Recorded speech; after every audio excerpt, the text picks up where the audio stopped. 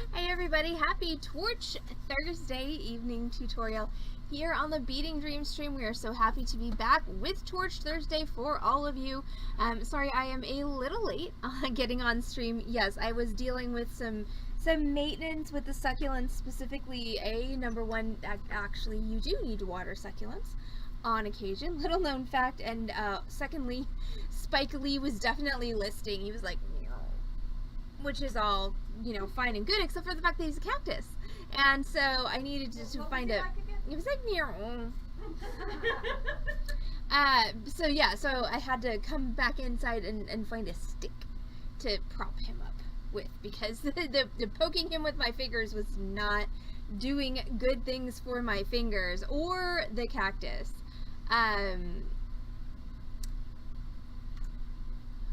Seriously, Lori, reading that, just the timing of that comment, I was like, you slice up your cactus? What? That really seems kind of odd. I mean, I get that cactus is actually a you know, an edible thing, but yes, when I substituted potatoes for cactus, in my head it was much more appetizing. Also, now I want potatoes. Grr. So, it's Torch Thursday. This is the return of Torch Thursday on the Beading Dreams stream, and so we are doing this one today. So this project I call Drawing with Wires. So what my goal is this evening is to kind of communicate just a couple of techniques to, you know, to create this sort of line drawing look with wires. So first of all, this is a casting, okay, and I'm going to use the same casting for tonight's project, but so I didn't make this, I bought this, and this is, you know, kind of back to our semi-handmade tutorial that we had a while back, is like, you know, if you need something that's pretty and intricate and detailed like this, you don't have to make it. You can buy it and then solder it onto your thing, and you know, don't have to feel embarrassed in any way about that. So let's talk tools and supplies for this evening's tutorial. You're going to need sterling silver wire. I'm going to be using sterling silver 18 gauge wire to create my pendant tonight. Casting if you want, bezel cup and stone if you want.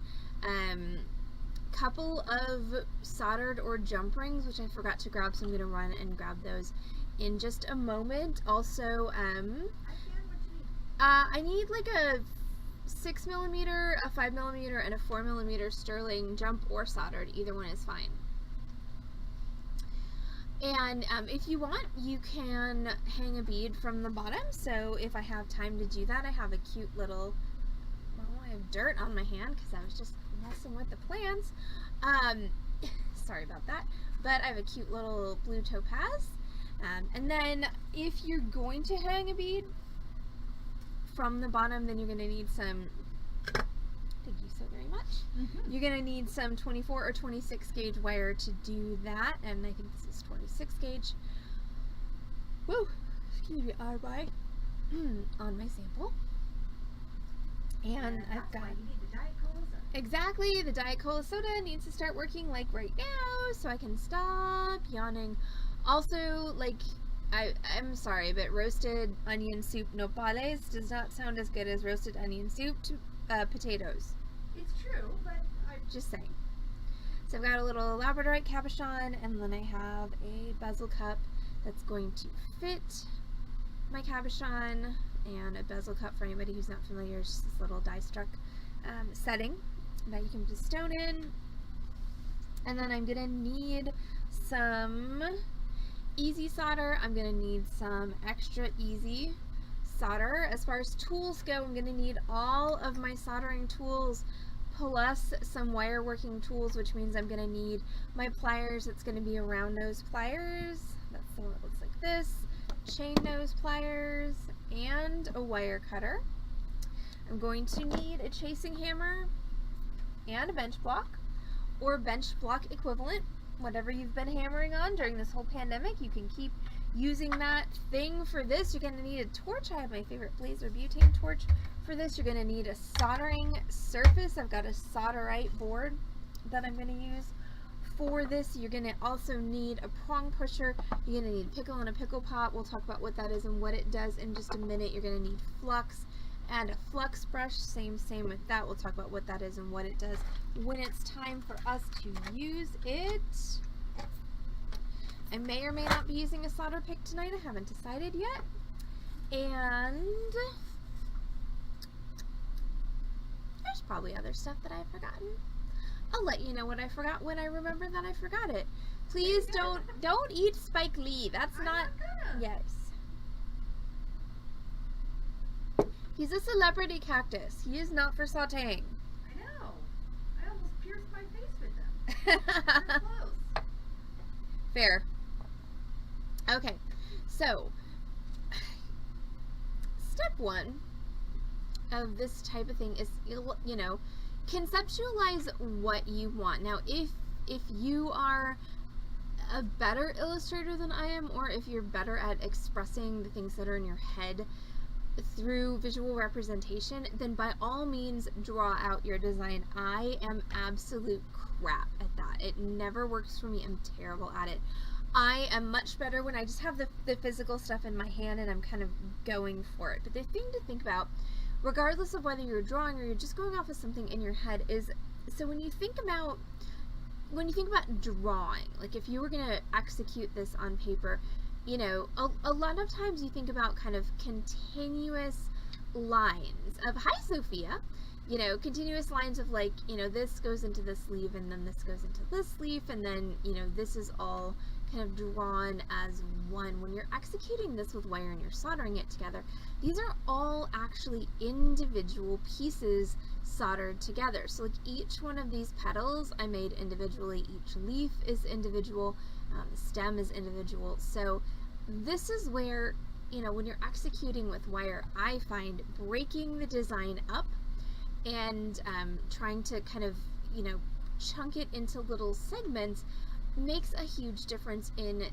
the quality of your final execution, because wire, of course, is not as flexible as, you know, a line on a page. So you can't necessarily get the same kinds of angles and shapes with wire if you go continuous as you can if you do individually. So I'm going to do a very similar design to this. I'm going to do a flower in a rectangle with a couple of leaves. So that means that I'm going to start with my 18 gauge wire making my parts and pieces. So I'm going to start with my frame.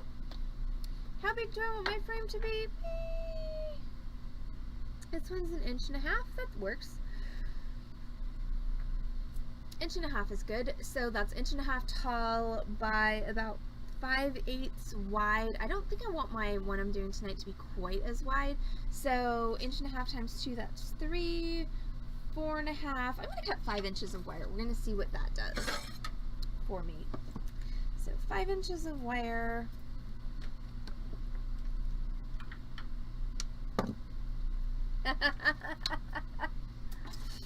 Yes, because me singing is always the highlight of everybody's everything, except for the fact that no, it's actually not the highlight of anyone's anything ever. So it doesn't have to be a rectangle. This could be a circle, triangle, hexagon, like whatever. Pentagon, take your pick. I'm going to go with rectangle because it's easy, but whatever shape you want for your whatever shape you want for your pendant, you absolutely can do.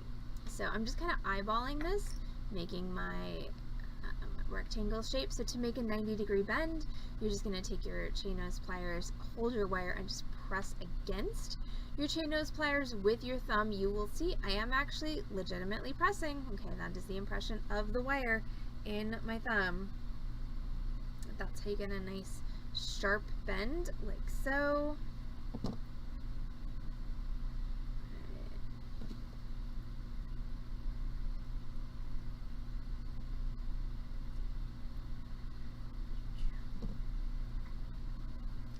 Okay, so when we are here, we want to make sure that we cut this so that we can join it kind of in the center, and I want to make sure that I Okay.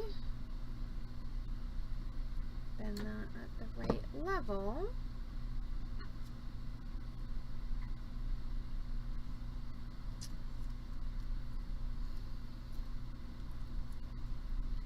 And see, some people will be like, Allison, why don't you just measure it? It's so much easier than eyeballing. But those people are not me. I am stubbornly lazy even when it takes me twice as long. Alright, so there's my top bend, so then I'm going to go ahead and I'm going to flush cut these two ends. So flush cut, remember, means I'm going to put the flat side of my pliers towards the part that's staying so that I get a flat end. And what I want is I just want to be able to line these two ends up, like so. Tension fit them. And then I can solder those together. I may or may not need to file them, but this is my base shape for my pendant. So I'm going to set that aside. Now I'm going to start working on some of my petal shapes, and I think I want to make my ones for tonight a little bit longer and more narrow than what I did on my sample. So I'm just going to cut myself a piece of wire 8 or 9 inches long, and I'm going to section that out into pieces that are about I'm going to go with 3/4 of an inch long, and it's 5 petals generally for a flower that looks normal. So I'm going to do 1. I'm not worrying so much about flush cutting these at the moment. 2,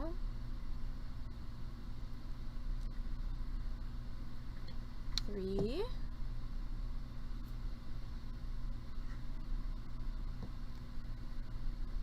4, 5.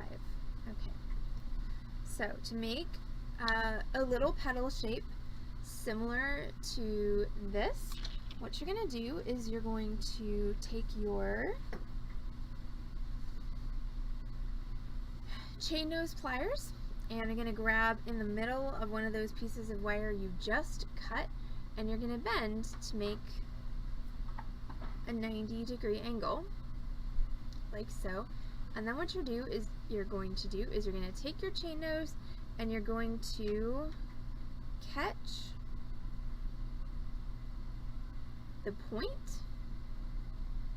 and you're going to compress it.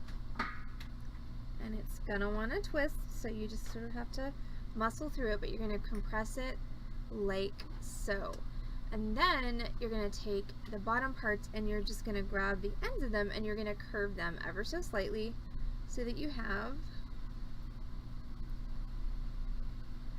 this little petal shape. And it kind of looks like a little wishbone.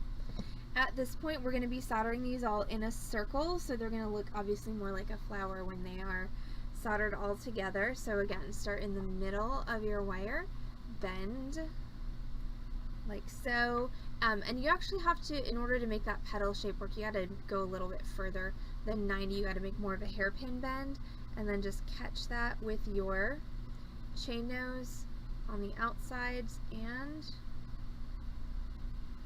compress it like so. And then once again, take your ends, and if you want to make a fatter petal, you can absolutely spread these out a little bit. Like I said, I'm going for kind of a narrow, skinny petal tonight, so I'm just going to pretty much leave them, and I'm just going to curve the ends in. Now, I'm not going to worry so much about this non-flush end here. If you wanted to file it flat, you could, but generally, in this type of thing, the solder is going to sort of hide all of that. So this is petal number trace.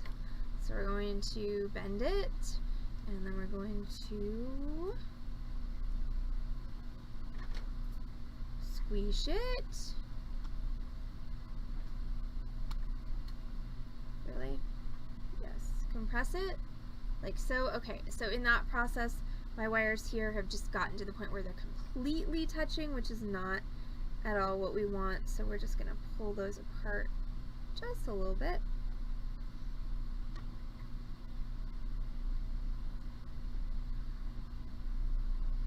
There we go.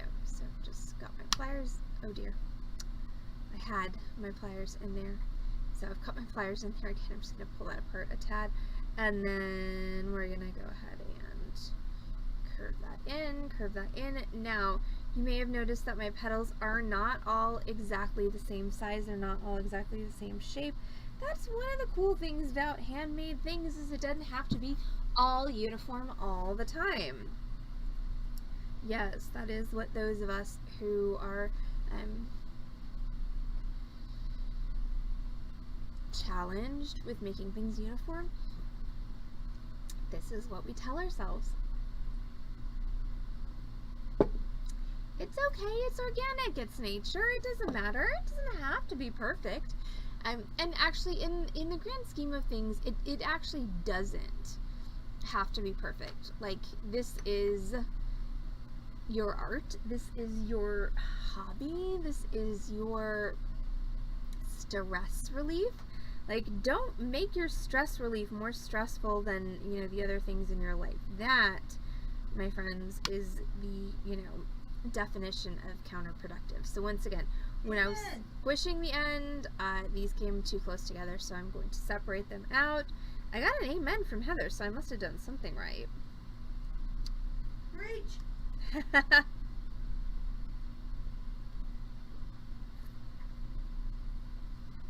Alright.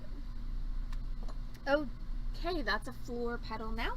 So we're going to move on with the next piece of wire. Good time I didn't just drop that on the floor. Stuff and things. So I find if you actually hold it like so with your finger while you're squishing, it helps not bring those wires too close together. See, so that's more of kind of a V shape, which is more what I want. And we're gonna curve that. Curve that. Alright, so I've got one more since one of them did wind up on the floor. I might have to make a sixth one with these narrow guys.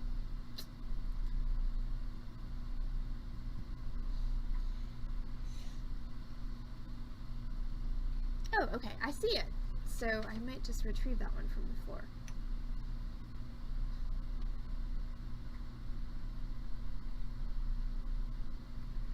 Now, if you're not great at eyeballing things, as sometimes I'm not, you of course could measure and mark the middle of these wires instead of just eyeballing it.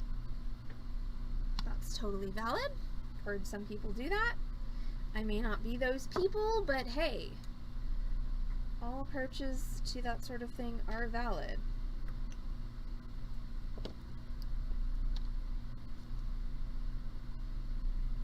Alright, so I have this petal. Now we're going to retrieve my other petal in progress from the floor. I'll be right back.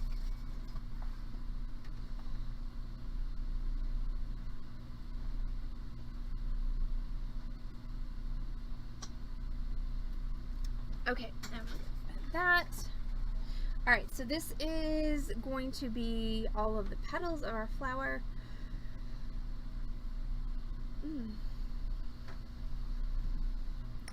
So I'm planning on executing this one fairly similarly to my sample, which means that my flower is going to take up basically the top half-ish of my pendant. I'm going to have some kind of a sort of viney stem coming down, overlapping this, which I can turn into a loop if I have time and I decide I want to attach a bead. And then I'm going to have a cabochon in the middle of the flower, and then this little hummingbird is going to go somewhere, not quite sure where yet. So that means that I've got two components left to make before I can sort of put this together. I need to make the stem, I need to make the leaves. So I'm going to do the leaves very similar to the petal. I'm just going to make them a little bit smaller, and I'm going to skip the squishing part at the end. So that means I'm going to cut myself, if I want 2 leaves, I'm going to do 2 pieces of wire that are about 1/2 inch long. And I 100% just eyeballed that second piece. Grab in the middle, fold it in half, and then skip the compression part, and then just curve, and curve. And so that could be a petal for a different kind of flower. In this particular construction, that is a leaf. Now, you may have noticed that my pendant here is hammered.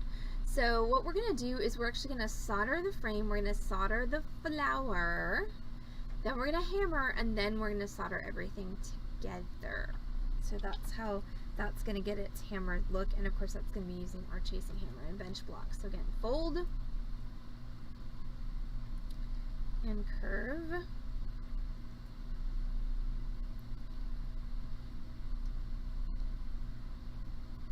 That's a wonky looking leaf. Okay, well, it's okay. Sometimes leaves are wonky looking. I said it. What? I heard it. Sometimes in nature, leaves are wonky. Okay, and then as far as making the stem, your best tool for that is going to be some kind of a fat marker. So this is my dry erase marker.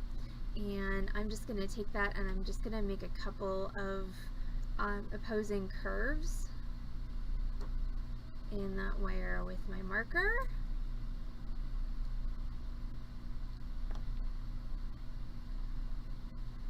Okay, like so. And if I want to sort of grab my wire up here and bend it up so it has a more kind of pleasing, you know, place where it's going to meet my little flower, that's totally fine. Okay, so I've got now all my parts. Oh, I don't need to do this quite yet, but I am going to go ahead and just prep it. So my little casting, so this is a Nina Designs casting. They make adorable little castings in sterling silver. And this one, of course, is supposed to be a charm, but if I'm going to use it in this project, I don't need this loop. So what I'm going to do is I'm just going to chop off the loop, and then I can grab a file or an emery board, since that appears to be what was closest to me, and I can just sort of round off where I cut so that it doesn't necessarily look super obvious that there used to be a ring there. And this is something I do a lot because I don't have the capability of producing castings. I don't have access to any, you know, I mean, obviously I could pay for something to be cast, but I don't have casting facilities here. I'm not super familiar with casting, so what I tend to do is basically cheat and buy castings and then incorporate them into my fabricated work, and guess what? That works like a charm. Okay, so I've got all my parts and pieces. I want to make sure I don't lose my stone. I'm going to grab my, oh dear, well, now the stem of my plant is on the floor, so I'll be right back again.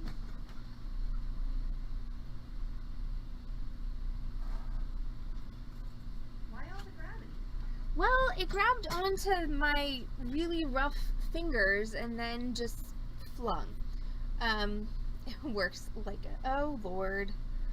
I did make an unintentional pun, didn't I? You did. Are Whoops. you fired? Oh, am I fired? No. Shoot. You're never fired. Boo! Sorry. You're no fun.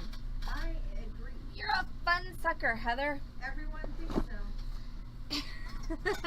Alright, so I've got my soldering surface, so I'm going to, like I said, I'm going to do this in a couple of different stages. So that means I'm going to solder together my frame, and I'm going to use one of those jump rings that Heather so kindly brought me after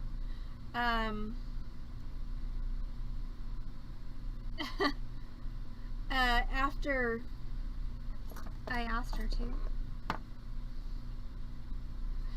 Yeah, well, you know, sometimes it's nice to be fired. Amy, you're totally ungrounded. We can't live without our Smee.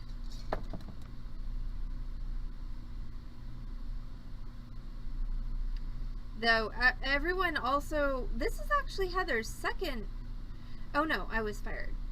Heather was already fired once today because of toad jokes. Heather and Carol both were fired. However, again, ceremonial firing only, as is the case at Beading Dreams. Okay, so there's my frame. Okay, so that right there needs to be lined up.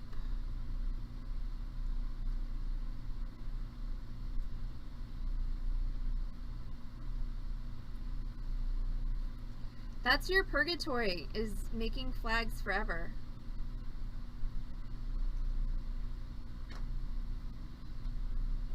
The problem is you actually like it. She's not listening to me. I do like it.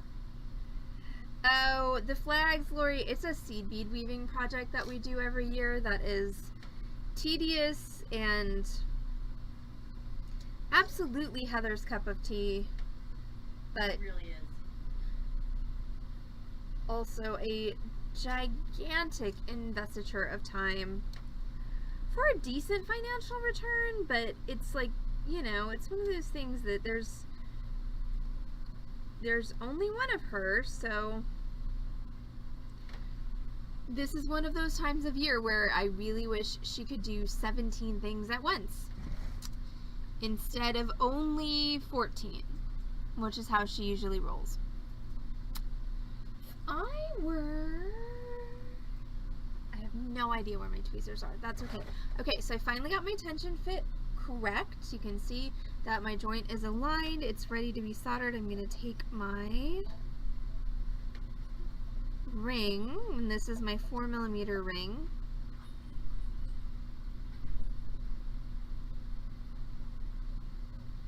And I'm going to line that up with my joint. Now notice that I've got the open part of my ring against my joint. That way I can solder my joint closed and I can solder my ring on at the same time. I'm going to take my Flux and I'm going to paint both of those joints with Flux, and of course they're all going to go cattywampus. So while I'm fixing them, we're going to talk about what Flux is and what it does. So Flux is a protectant.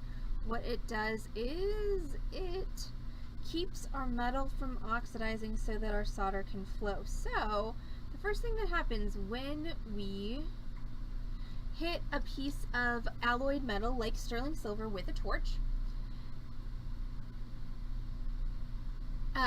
is it's going to oxidize. It's going to turn black. The problem with that is that our oxidized metal is not something that our solder can tolerate. So if the metal's oxidized, the solder literally cannot flow through that oxide barrier in order to actually successfully solder two pieces of metal. Wow, my head is really big from this angle. Sorry, I just needed some tweezers. Anyway. Yeah, well, you're about to, because it's about to be on the internet and it's quite large. But anyway, so what the Flux does is it protects the metal from oxidizing, and that's what allows the soldering to happen. Also, I lost my jump ring and my tweezers. I mean, I have a tweezers, it's just not a good tweezers. Heather's laughing at my giant head right now. Did you hear that? Did you hear her laugh at me? At what Asu said. You're laughing at my giant Check out head. the big brain on Brett.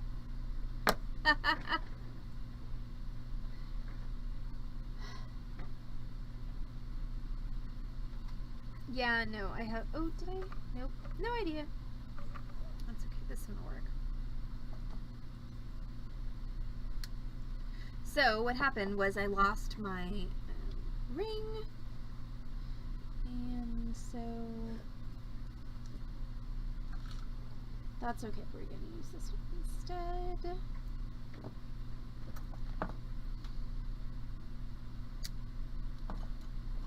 Okay, so Flux is very important when you're soldering, because if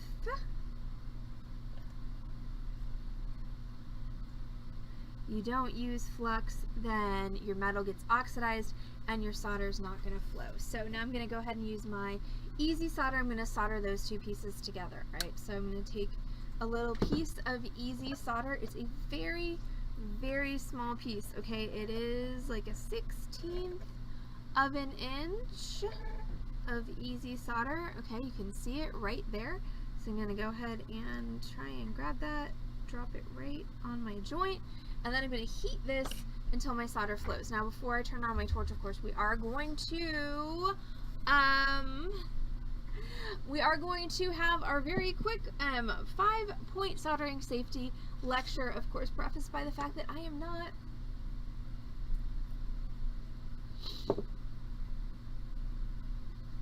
any kind of expert on safety. I have no credentials of any kind. There's no actual reason you should listen to me. I'm just some rando on the internet, but I have been teaching soldering, of course, for a number of years, so there are things that keep, you know, perpetually coming up when I'm teaching soldering as far as having a safe workspace at home or being safe in a community workspace. So, numero uno.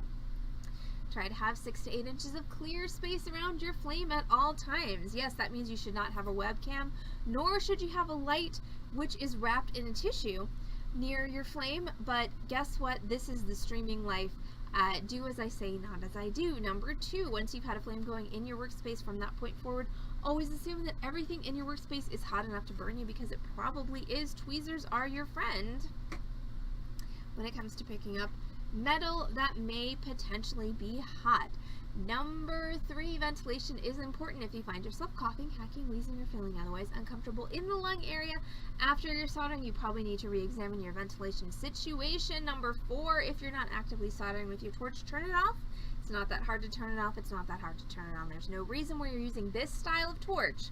There's no reason to leave it burning when you're not actively using it. And of course, number 5, make sure you know where your fire extinguisher is at all times. If you're doing this in your own home workspace, you really should have a fire extinguisher within arm's reach. If you're in a community workspace, make sure you know where the fire extinguisher is. And of course, if you're in a community workspace, please, please, please make sure you obey and comply with any posted safety regulations and listen to any verbally conveyed safety regulations. I know sometimes it just seems nitpicky and awful, but really the whole point of all of that is to keep everybody safe. So now that I've had the soldering safety lecture, let's go ahead and solder some stuff. So my first goal is going to be to solder both my frame together and my loop onto my frame. So I've got my torch lit and I'm just heating the whole thing. Notice my flux is reacting is the word I'm looking for to the heat. That's good. Once my flux turns clear, I know I've reached the point where solder will flow on my metal. So I'm going to concentrate on that joint. Okay, so there's my joint soldered together. I'm just going to nudge my ring a little bit to get some contact, and there we go. And I'm going to make sure I pop that up off my soldering surface before it welds itself to the surface because of flux residue. Alright, now I'm going to make my flower. So I've got my centerpiece, which is going to be my ring that, once again, Heather so kindly brought me. These are all my petals. Got my leaves, which are going to go over there for the moment, and my little stem. So, okay, this tweezers I have really sucks serious donkey balls. So, excuse me for a moment while I get a better tweezers.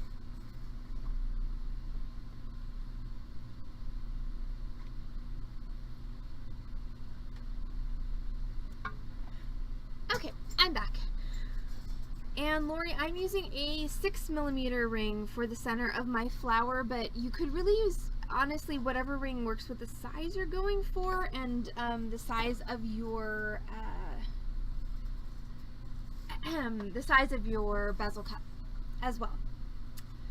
So the ring is going to be the center of my flower. Sorry, that's a leaf. That's my wonky leaf over there. So I've got, and this is always kind of the fun part, and I'm definitely using fun in the sarcastic context, is trying to find a flat space on your board to lay this all out. So there's my center of my flower, and then then I'm gonna add my petals, and this is a problem. See how those are not, you probably can't see, but those are not aligned. That's going to make it difficult for me to solder, so I'm going to take my pliers and I'm just going to line those up. So we're dealing, I mean, no, we're not actually dealing with 2 dimensions here, we are dealing with 3 dimensions, but if you think about it like 2 dimensions, I find it's a little easier because you need everything to be basically flat. You need everything to just lay like it were a drawing on a page. So alright, and this is also like, prep work is a pain in the buttocks. We all know this. Nobody likes prep work. Prep work isn't fun, but if you do it properly and you take your time, it makes your soldering so much easier. So when I'm talking about prep work, I am literally talking about this like putsy ass process that I'm going through right now. The main things here are that I need to make sure, and see I just screwed it up, but I need to make sure that every petal has contact with that circle, because that's how they're all going to get soldered together. Now, this is one of the few times where I will also say that liquid fluxes and spray fluxes are nice in situations like this because, okay, so I'm backing up the bus and I'm saying this 6mm ring is too big. I would need at least 3 or 4 more petals in order to make a nice looking flower, so I'm going to go ahead and size down to a 5mm ring and we're going to see how that works.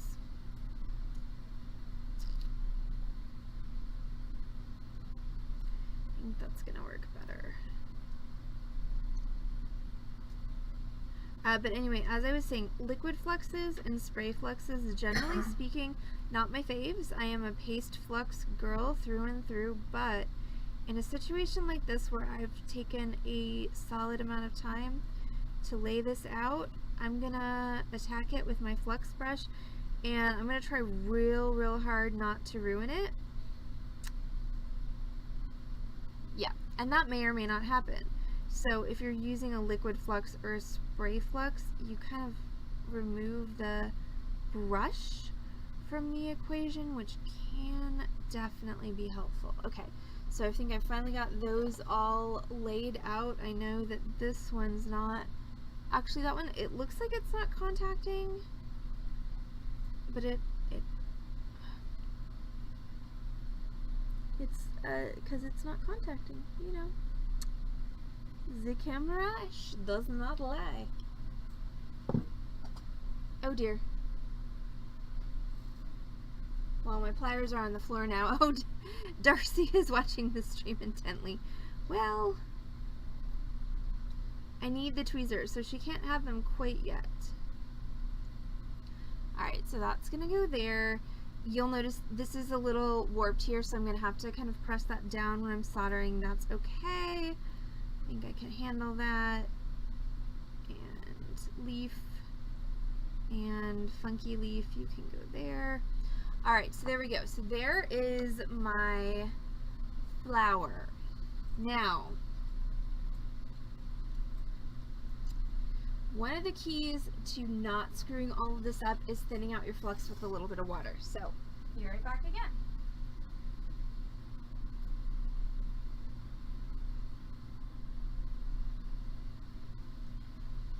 So obviously you need enough of your flux chemical that it does what it's supposed to do, but thinning it out with some water can make it a lot easier to just kind of drop onto these joints without sort of destroying everything. So I added just some regular filtered water to this, and then I'm going to take my brush and I'm just going to kind of bloop, and yes, that is totally a technical term.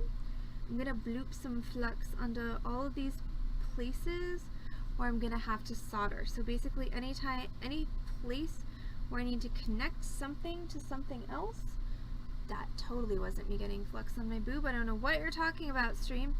I'm just going to drop a little bit of flux. Now, I am going to go ahead and I'm going to pick transfer this because that's what's easiest for me. So that means I'm going to count my joints. I've got 1, 2, those, I may be able to solder those together, but I might not. So we're just going to count that as 2, 3, 4, 5, 6, 7, 8, 9 joints. So I'm going to cut myself 9 small pieces of easy solder. I'm still using easy solder because this is a piece currently that's not connected to the other pieces. So 9 pieces of easy solder. I'm just going to put them in kind of a little grouping over here on the corner of my mat, or not my mat, my solder board. 3, 4, 5, 6, 7, 8, 9, and I'm going to cut 1 extra for good measure, so 10. Okay, so I have kind of this little forest of solder pieces over here, and I'm going to use my solder pick, that tool that I said I may or may not use tonight, to transfer those solder pieces into or onto my pendant that I'm making. So I could take a tweezers and very carefully place each of those solder pieces onto my pendant, but I'm a pick transfer solderer. It's been a thing for me for years, so that's what I'm doing. So to pick transfer solder, you're going to just heat the solder up until it turns into a ball. See how it just made a little ball there, and I'm just going to scoop it up onto my solder pick like so. Then I'm going to pick a joint and I'm going to transfer my solder onto the joint like so. So solder flows towards heat. That means if you make your joint hotter than your pick, your solder will flow off your pick and stick to the metal. Sometimes it'll actually flow onto the metal like it just did. Sometimes it'll just sit there like a little ball. Either one of those is okay. My goal right now is just to sort of get my solder where I need it to be. So see how that one's sitting there like a little ball? And then I'm going to apply my heat and I'm going to try and get it all to flow where I want it to flow. And of course, in this whole thing, you want to make sure that you don't melt these pieces of wire, okay? Because they're not very big. So if you just park your torch because you're not paying attention or you're trying to figure out what your solder wants to do or whatnot, if you just park your torch on this metal, there's a really good chance you're going to melt it. So you've got to be solidly careful about that. I just have for my 2 leafices. Leaf there. And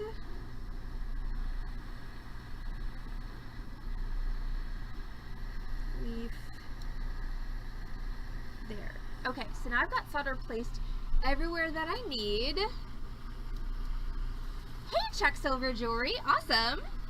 Yes, I've been enjoying this type of work lately myself as well. Okay, so now I've pick transferred all my solder to where it needs to go.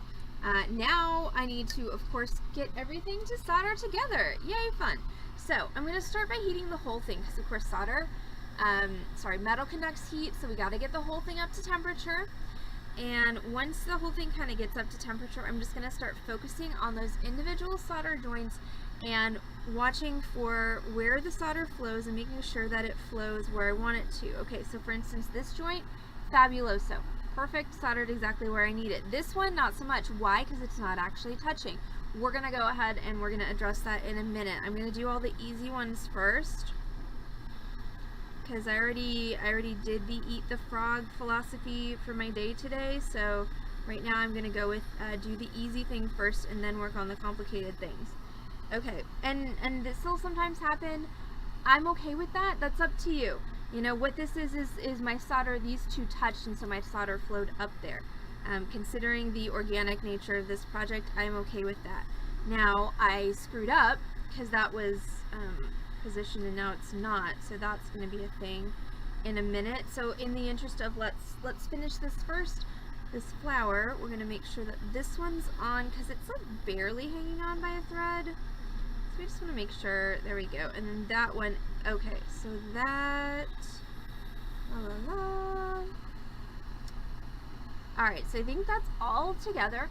Now, the cool thing about this is, oh, yay. See, Chuck has a real torch. I just have a baby torch. I do like my Blazer, though, my Blazer butane.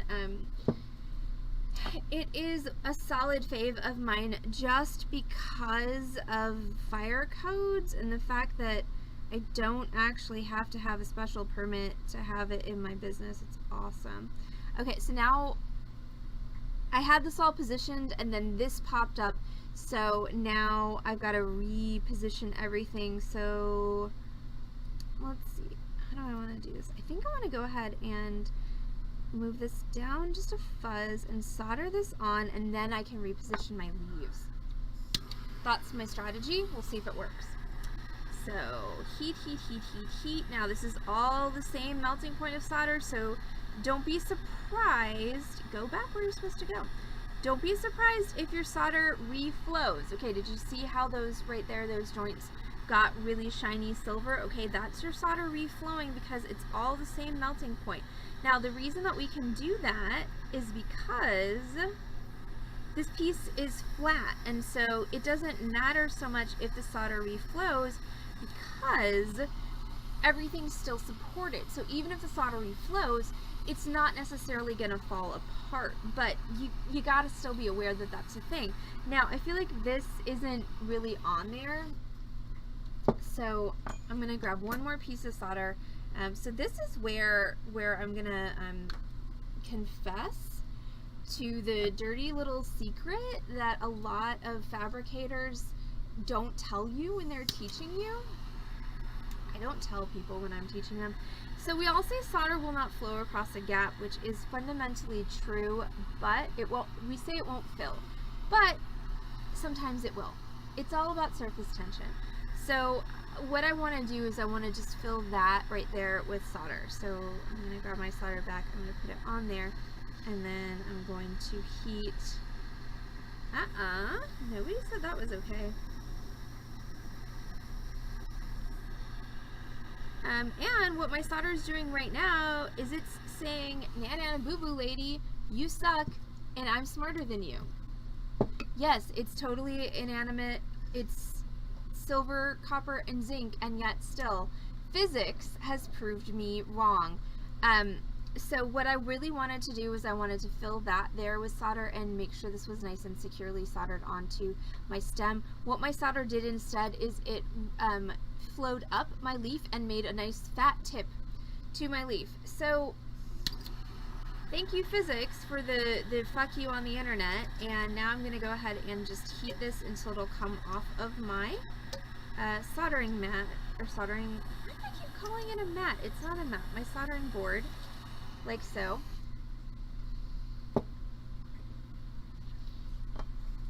Ugh, and there we go. Okay, so we're just gonna, everything's attached. All right, that little FU piece of solder, we're just gonna let it be. I'm gonna pound the crap out of it in just a minute as vengeance for the fact that it tried to prove me wrong on the internet. But this is the thing about soldering, and this is the thing is, and I'm not going to lie, I'm not a classically trained jeweler, meaning that nobody really taught me how to do most of this. I just completely dropped my chasing hammer on the floor. What's up with gravity today? But yeah, so nobody formally taught me how to do most of this stuff. I kind of figured it out for myself, so I'm not always the most adept. I do have a solid amount of experience, and so this is the thing. This is the thing that's, you know, occasionally dangerous, is I've got just enough knowledge that I can bend the rules sometimes, but then when I try to bend the rules on the internet, sometimes the rules say meh. What did they say? Meh. Alright, excuse me while I go. I'm just gonna go get another chasing hammer because it's like, it's in a really awkward spot. I'll be right back.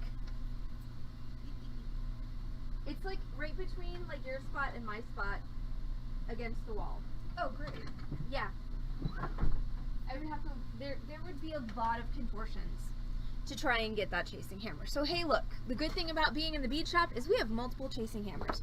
So, are you hot anymore? Oh good, you're not. Okay, cool. So we have, And I still have to solder on my little bezel cup, and then of course I still have to solder these together, but the next thing I'm going to do is I'm going to hammer. So I'm going to take this, and then I'm going to take my frame, I'm going to grab my chasing hammer, I'm going to put them on my bench block, I'm going to hammer the crap out of them. It's going to get loud for a second on this stream, so if you want to mute me, now is the time. 3, 2, 1, here we go.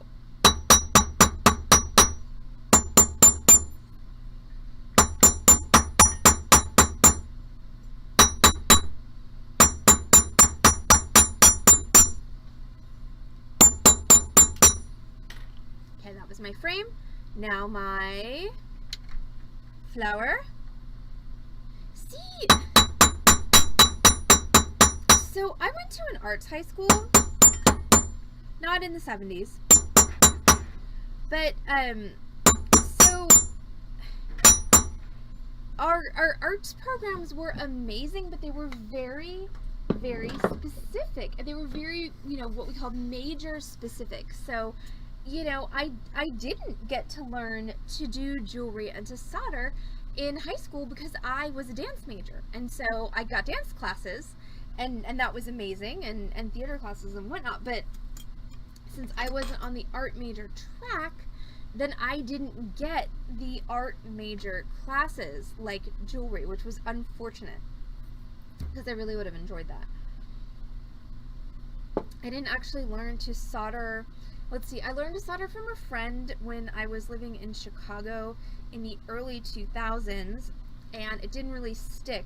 So then I learned again from an amazing instructor called, his name is Joel Silvera.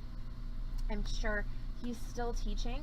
And he was the one where I kind of had the aha moment of like, oh, this is how this works. And that was probably about, oh lordy, it was still a minute ago. It was like 10 years ago. But anyway, I'm still mostly self-taught, so sometimes the things I do work the way I think they're going to, and sometimes they don't, and sometimes they choose not to when I'm live on the internet, because that's the awesomest thing ever. Okay, so now I've got my hammered pieces, so I'm kind of envisioning that, like, this is how, you know, this is how this is going to go together, and then I'm going to put my little hummingbird down here, and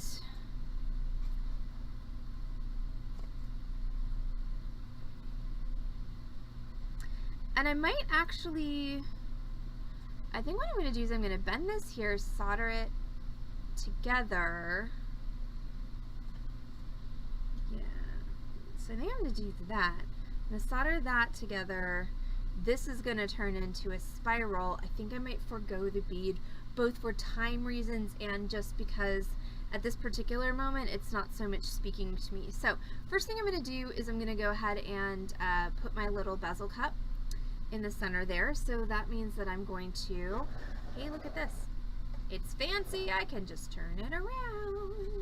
All right, I'm going to take my bezel cup. I'm going to flip it open side down, and I'm going to flux the back of it.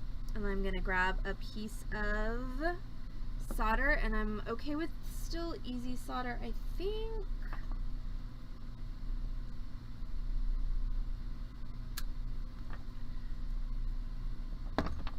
And I'm going to place that easy solder on the back of my bezel cup.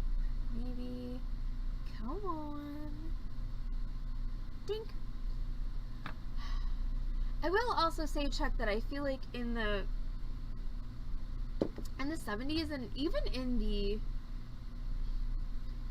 early 90s when I was in middle school, like, I feel like there was a lot more appreciation, and you know, it's not even about appreciation, it's about budgeting, it's about schools being underfunded, and so there were a lot more funds available for things like wood shop. You know, because in 8th grade we took, you know, home economics, which was sewing and cooking, and we took wood shop. Yes, yeah, home ec and shop, exactly, Lori, same when I was in middle school. But by the time I got to what, and again, since I went to a specialty high school, it's a little bit different. It's like, you know, there wasn't wood shop, there was scene shop where you could build sets. But unless you were in the technical theater track, that wasn't really available to you unless you did some serious gymnastics. Yes, I did see that, Chuck. Those were awesome. Very cool. Okay, so I'm gonna sweat the solder onto this. See, I haven't really done much brazing. Hey look, there's my tweezers that I've been looking for this whole broadcast. Yeah, soldering is mainly my thing. Okay, so I sweat that on there. Basically, I just heated it until it melted. And I'm gonna grab my flour, flip that over, and once again, I did change the size of my ring to be 5mm instead of 6mm. So instead of sitting inside this, it's gonna sit kind of on top of it, which is fine. And I'm gonna go ahead and just reheat all of this until that solder reflows and bonds my, there we go. All right, bonds my bezel cup to my flour. Now I'm gonna solder this to my frame with my extra easy solder. I'm also at this point gonna add my little hummingbird. So there's my frame. Now, this is something where I'm gonna sneeze, I think. Maybe? Is it in there? Is it in there? I think it's in there. I think the sneeze is coming. Nope, the sneeze is gone. Okay, so now I'm going to solder this all together. So we've got my flour, which I've got laid on my frame in approximately the position that I want it. And then I'm going to grab my little hummingbird. And I'm going to set that. Okay, so I think I want that there. Okay, so I'm going to do this two ways. Number one, I'm going to sweat a little bit of solder onto this corner for my hummingbird. These joints, though, I'm not going to sweat because honestly, that's a lot of precision that I'm not necessarily up for in general. So I'm going to flux all these joints, and then I'm just going to put solder on there and flow it underneath. And yes, it's going to be a little bit messier than, you know, your traditionally trained folks would want it to be.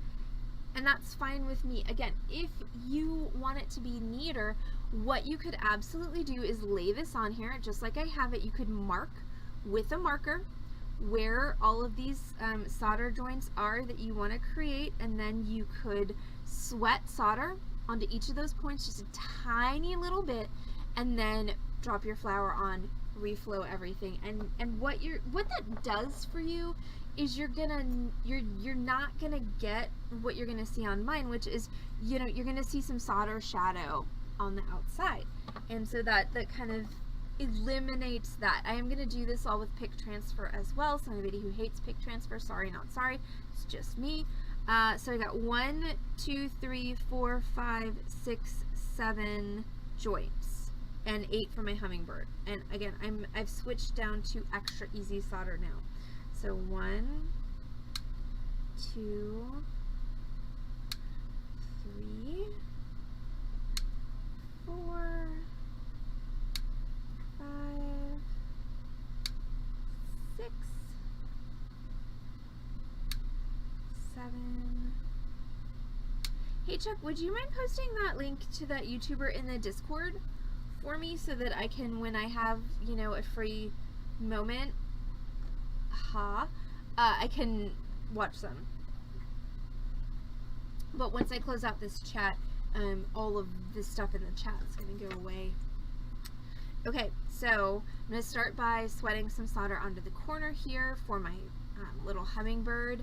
I'm going to put that on there, and then we're going to try and solder this whole thing together. So again, this is extra easy solder. This is the lowest melting point of sterling silver solder you can get. And the reason we have multiple different melting points for sterling silver solder is for more complicated projects like this, where you need, you know, to be able to solder things on without the things you've previously soldered on, you know, falling apart. Okay, so I'm going to put that little hummingbird there, and then I'm going to go ahead and pick transfer all the rest of my solder. So this is just going to kind of be me chasing solder bits around now, you can absolutely 100% flux these, and then you don't have to freaking chase them. But I am way too... Alright, y'all, my eyes. Perimenopause sucks dick. That's all I have to say about that. Like, I just got new glasses, and they're all of a sudden not really functional for me, which is really great considering what I do for a living.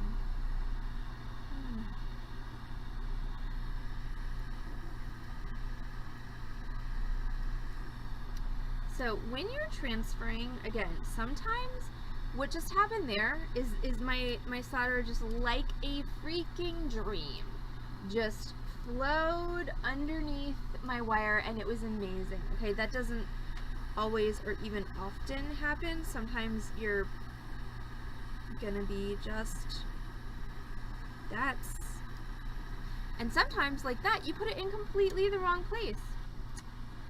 So good job, Allison. Let's put that on the frame instead of the... So sometimes you gotta just place it, and then you gotta flow it, and yes, that was a bit of a hack job, not gonna lie, but hey, that stupid leaf is on there. My hummingbird fell off, so let's put him, her, them. It's a gender neutral hummingbird. Back on.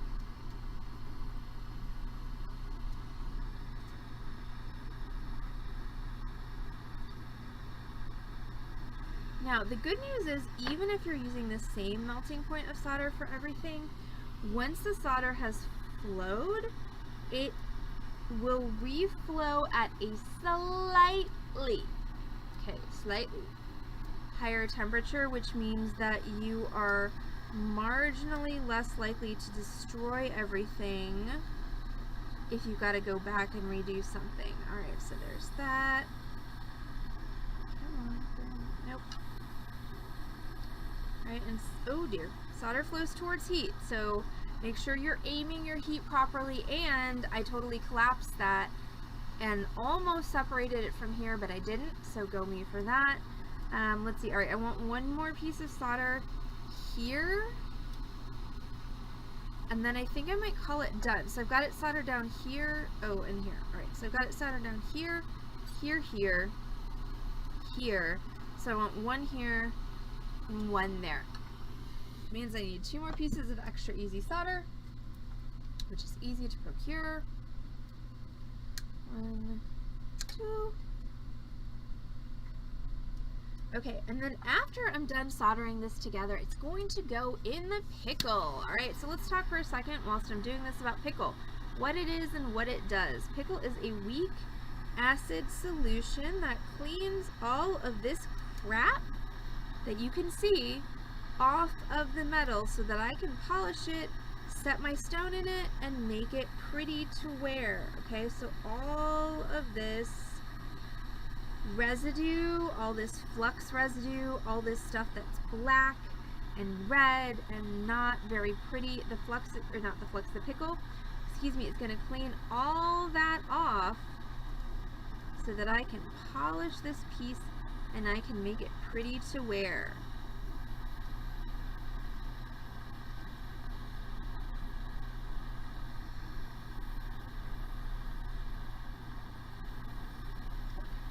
There we go. Alright, so now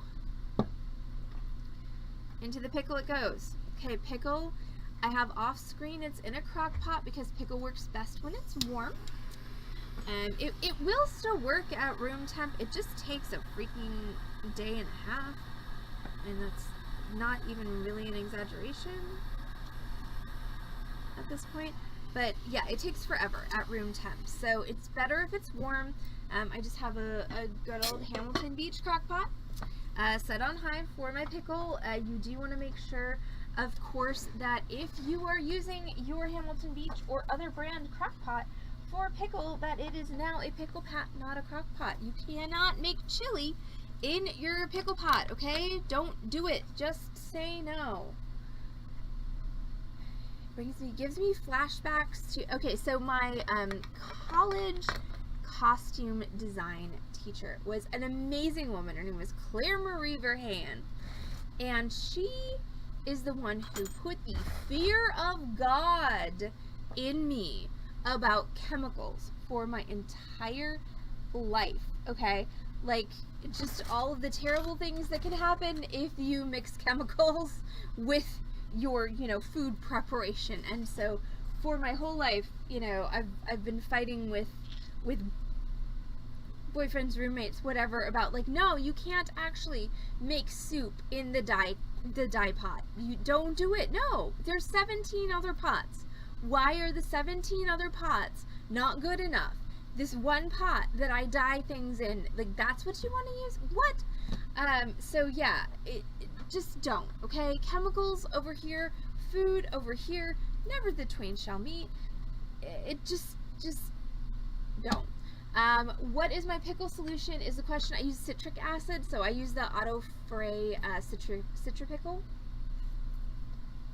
Love me some citric acid pickle because, first of all, I cannot keep my hands on a pair of copper pickle tongs to save my dadgum life. So citric acid pickle's not reactive to steel, which means I can use any old tweezers in it. Also, theoretically, it's food safe, and it also does not off-gas quite as much harmful stuff as Sparix does. So, huge fan of my citric acid pickle. Now, how long does a piece have to stay in the pickle? Until it's clean. How long is that? Depends on a couple of things. How hot your pickle is, how fresh your pickle is, and how hot was your piece when you put it in the pickle.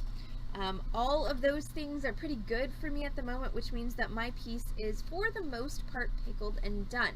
Now, if I were not trying to finish a stream, and I'm not even going to say in a timely fashion, but just in a, you know, not unreasonable fashion, I would probably let this pickle a little bit longer. However, also, if I were not on stream, I would not do what I'm about to do next. So what I would do next if I were not trying to finish a stream is I would take this piece, which is soldered together. Okay, so I've got my little hummingbird, I've got my little, you know, kind of doodle drawn flower.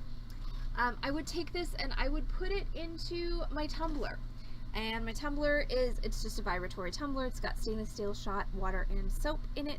And I would let this tumble for a day or so, and that would make it nice and shiny like this. However, since of course we don't have a day or so for things to tumble, I am instead going to finish it by buffing it with steel wool. So this is a good kind of manual technique to finish your piece.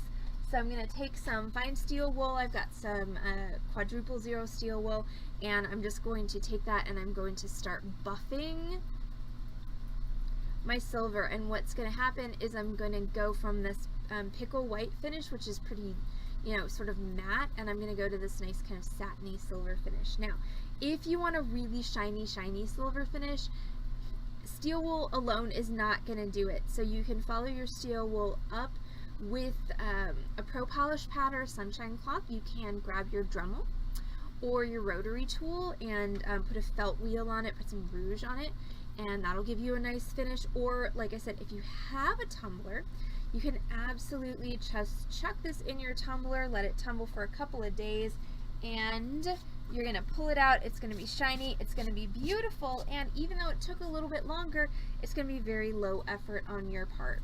So I said that I thought I was going to take this and turn it into a spiral. I'm going to do that with my round nose pliers, and I'm just going to take that end, I'm going to curl it up,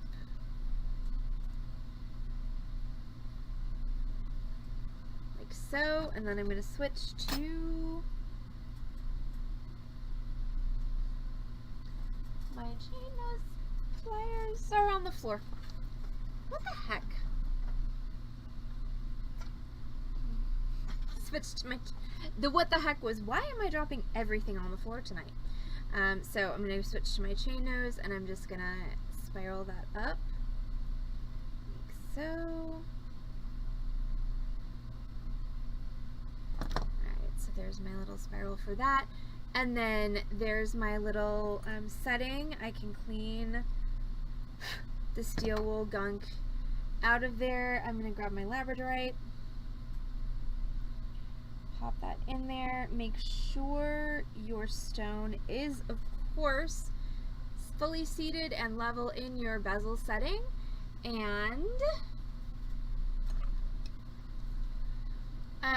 vinegar and salt chuck is a solid pickle solution. It still is going to work better in a crock pot in just 1-to-1, and you may have to pickle twice and scrub in between. But yeah, vinegar and salt is absolutely a solid choice. Okay, so now I'm going to take my prong pusher, and I do need to have this on something like my bench block, which means I'm not going to be able to have it focused on camera. But basically what I'm going to do is I'm going to take my prong pusher, and I'm going to push under, or not under, that's not even the right word, in and down is what I'm going to do with my prong pusher. So I'm going to do this on my 4 compass points, working in opposition.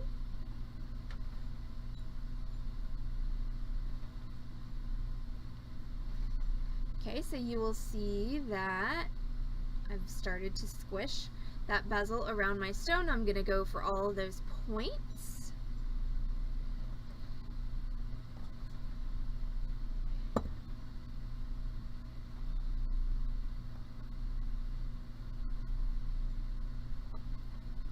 God, and I'm such a lazy ass. I never neutralize. I mean, I neutralize my pickle when I'm disposing of it, but I never actually put my pieces in neutralizer, which I totally should. Alright, and now I'm just going to go around and just try and smooth all this out. So basically when we're taking our prong pusher and we're setting our stone in our bezel, we're taking the vertical walls of our bezel and we're convincing them, because metal is ductile, meaning it's flexible and it will, you know, conform to a new shape. So we're taking those vertical walls, we're convincing them that they want to be curved. They want to curve and they want to hug our cabochon. So that's what this tool does, this prong pusher, is it helps us convince the metal of that. When I first started fabricating with bezel cups, I would never roll the bezels over the cups, and that's because I could never get them to look neat. And finally, many years down the line, at the spot that I'm not at now, I realized that that's because I wasn't trying hard enough. You really have to put some serious muscle into this. And for anybody who's a beginner and anybody who's, you know, maybe not a beginner, I highly recommend don't do this with anything that's fragile. Okay, so your labradorites are great. Labradorite, onyx, quartz, carnelian, you know, amethyst, citrine, which are types of quartz. Like all your sturdy stones are great. Don't do this with an apatite. Don't do it with a tanzanite. Don't do it with an opal until you're really good at it, because 5 will get you 10. You're gonna crack the shit out of your stone, and then you're gonna be pissed at yourself. So do yourself a favor, use something durable, and then you will wind up with, ta-da! So that is my drawing with wire. That's my soldered sterling silver little spiky flower piece with my hummingbird. If I wanted to hang a stone from that, I could. I could also, if I want to do solder a little loop here and hang a stone from that, but for the moment I think I'm just going to say I like it just the way it is. So for anybody out there who doesn't know me, I'm Allison from Beading Dreams in Dallas, Texas. This is of course the Beading Dreams stream. Thank you, Chuck. We are here on this channel, twitch.tv/beadingdream, 5 times a week with complimentary tutorials. We stream Wednesday through Saturday at 6 p.m. Central Time. Every Thursday is a torch stream. The remainder of the days we alternate between wire streams, fiber crossing streams, knocking my microphone down streams. So tomorrow night is our free form, thanks ASO, tomorrow night is our free, and thank you Lori, tomorrow night's our free form Friday stream. That means I'm going to pick a project. I have no idea what it is right now. I probably won't have any idea what it is until I'm about to start the stream tomorrow, but I'm going to do something start to finish on stream tomorrow. So Freeform Friday is fun. It's more of a demonstration than a tutorial necessarily, but I am going to do a project start to finish and walk you all through it with me, and sometimes it works and sometimes I fail. So catch us on this channel, twitch.tv/beadingdream tomorrow at 6 p.m. for that. And of course then we'll be back with a tutorial on Saturday at 6 p.m. That's going to be this one. This is a basic wire wrap setting for a cabochon. It's a very simple by Chuck, simple, easy setting, so that's going to be Saturday night, and that, of course, is going to be followed by a live merchandise sale. So, everyone have a great Thursday night, and we'll see you all back on this channel, twitch.tv/beadingdream for Freeform Friday. That's going to be tomorrow at 6 p.m. So, everyone have a fabulous Thursday. Have a great Friday. This lid does not fit on this jar very well. Have a great Thursday evening. Have a great Friday during the day, and we'll see you all back on this channel, twitch.tv